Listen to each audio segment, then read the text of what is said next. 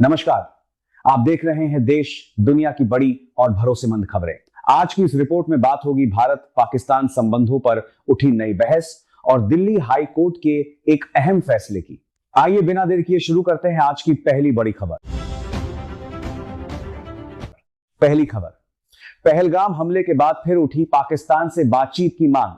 प्रधानमंत्री मोदी और शहबाज शरीफ को लिखी गई संयुक्त चिट्ठी। पहलगाम आतंकी हमले की पीड़ा अभी लोगों के दिलों से पूरी तरह कम भी नहीं हुई है कि भारत और पाकिस्तान के बीच रिश्तों को सामान्य बनाने की मांग ने एक बार फिर राजनीतिक और सामाजिक हलकों में नई बहस छेड़ दी है। ऐसे समय में जब सीमा पार से आतंकवाद और सुरक्षा से जुड़े मुद्दे लगातार चर्चा का विषय बने हुए हैं, दोनों देशों की कुछ प्रमुख हस्तियों ने शांति और संवाद की पहल करने की अपील की है। भारत और पाकिस्तान के कुल 117 प्रतिष्ठित लोगों ने भारत के प्रधानमंत्री नरेंद्र मोदी और पाकिस्तान के प्रधानमंत्री शहबाज शरीफ को एक संयुक्त पत्र भेजा है। इस पत्र में दोनों देशों के बीच रुकी हुई बातचीत दोबारा शुरू करने, आपसी विश्वास बहाल करने और तनाव कम करने की दिशा में सकारात्मक कदम उठाने की अपील की गई है। जानकारी के अनुसार इस पहल में भारत के 61 और पाकिस्तान के 56 लोगों ने अपने हस्ताक्षर किए हैं। भारत की ओर से जिन प्रमुख नामों का उल्लेख किया जा रहा है उनमें फारूक अब्दुल्ला, महबूबा मुफ्ती, मणिशंकर अय्यर, मनोज झा और हुमायूं कबीर शामिल बताए गए हैं। वहीं पाकिस्तान की ओर से भी कई सामाजिक कार्यकर्ताओं, शिक्षाविदों और सार्वजनिक जीवन से जुड़े लोगों ने इस पहल का समर्थन किया है।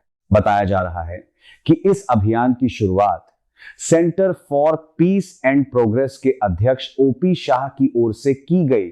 पत्र में दोनों देशों की सरकारों से आग्रह किया गया है कि संवाद की प्रक्रिया को फिर से शुरू किया जाए और मतभेदों को बातचीत के माध्यम से हल करने का प्रयास किया जाए। हालांकि इस पत्र के सामने आने के बाद देश में एक बार फिर अलग अलग प्रतिक्रियाएं देखने को मिल रही हैं। कई लोगों का मानना है कि भारत ने अतीत में कई बार शांति स्थापित करने की कोशिश की, लेकिन हर बार सीमा पार से आतंकवादी घटनाओं ने उन प्रयासों को गंभीर झटका पहुंचाया। ऐसे में उनका कहना है कि जब तक आतंकवाद पर पूरी तरह रोक नहीं लगती, तब तक किसी भी प्रकार की बातचीत का सकारात्मक परिणाम निकलना कठिन होगा। दूसरी ओर संवाद के समर्थकों का तर्क है कि किसी भी लंबे समय तक चलने वाले विवाद का अस्थायी समाधान अंततः बातचीत के माध्यम से ही संभव होता है। उनका कहना है कि तनाव कम करने और भविष्य में शांति स्थापित करने के लिए संवाद का रास्ता खुला रहना चाहिए। यह पूरा घटनाक्रम ऐसे समय में सामने आया है जब हाल के महीनों में सीमा पर तनाव, आतंकवाद और सुरक्षा से जुड़े कई मुद्दों ने दोनों देशों के रिश्तों को और अधिक संवेदनशील बना दिया है। ऐसे माहौल में इस संयुक्त पत्र ने राजनीतिक गलियारों से लेकर आम जनता तक एक नई बहस को जन्म दे दिया है। अब सबकी निगाहें इस बात पर टिकी हैं कि क्या दोनों देशों की सरकारें इस पहल पर कोई प्रतिक्रिया देती हैं या फिर मौजूदा परिस्थितियों को देखते हुए अपनी वर्तमान नीति पर ही कायम रहती हैं। दूसरी खबर, राघव चड्ढा को दिल्ली हाईकोर्ट से राहत नहीं। अदालत ने कहा सार्वजनिक जीवन में व्यंग्य भी स्वीकार करना होगा। अब बात करते हैं राजधानी दिल्ली से सामने आई एक महत्वपूर्ण कानूनी खबर की, जहां दिल्ली हाई कोर्ट ने राज्यसभा सांसद राघव चड्ढा की याचिका पर बड़ा फैसला सुनाते हुए लोकतंत्र में अभिव्यक्ति की स्वतंत्रता और सार्वजनिक जीवन की जिम्मेदारियों को लेकर महत्वपूर्ण टिप्पणी की है।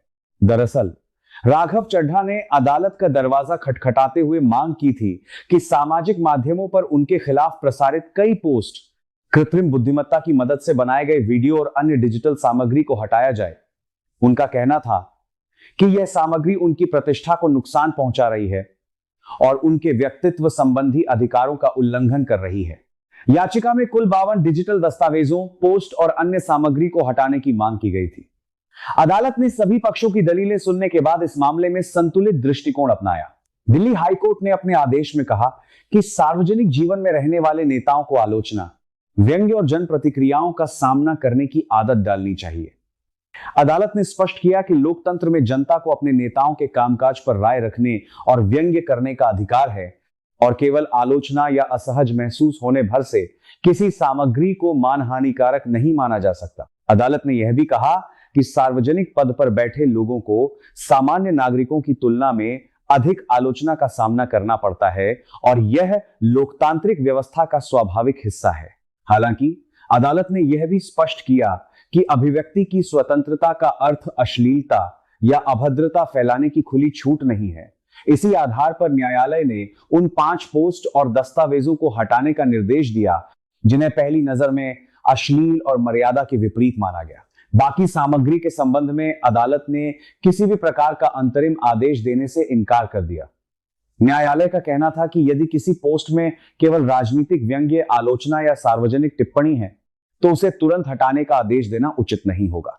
कानूनी विशेषज्ञों का मानना है कि यह फैसला भविष्य में ऐसे मामलों के लिए एक महत्वपूर्ण संदर्भ बन सकता है। इससे यह संदेश भी जाता है कि अभिव्यक्ति की स्वतंत्रता और किसी व्यक्ति की प्रतिष्ठा दोनों के बीच संतुलन बनाए रखना न्यायपालिका की प्राथमिक जिम्मेदारी है। साथ ही यह फैसला सामाजिक माध्यमों पर बढ़ते कृत्रिम बुद्धिमत्ता आधारित वीडियो और डिजिटल सामग्री के दौर में भी महत्वपूर्ण माना जा रहा है, क्योंकि अदालत ने स्पष्ट किया है कि हर सामग्री को एक ही नजरिए से नहीं देखा जा सकता। यदि कोई सामग्री अश्लील या मर्यादा के विरुद्ध है तो उस पर कार्रवाई संभव है, लेकिन केवल व्यंग्य या आलोचना के आधार पर उसे हटाना उचित नहीं माना जाएगा। इस फैसले के बाद राजनीतिक हलकों में भी चर्चा तेज हो गई है।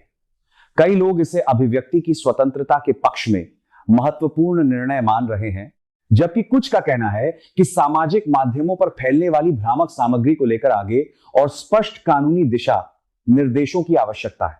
फिलहाल इन दोनों बड़ी खबरों पर देश भर की नजर बनी हुई है और आने वाले दिनों में इनसे जुड़े घटनाक्रम और भी महत्वपूर्ण हो सकते हैं। ऐसी ही सटीक, निष्पक्ष और विस्तृत खबरों के लिए हमारे साथ जुड़े रहिए। नमस्कार।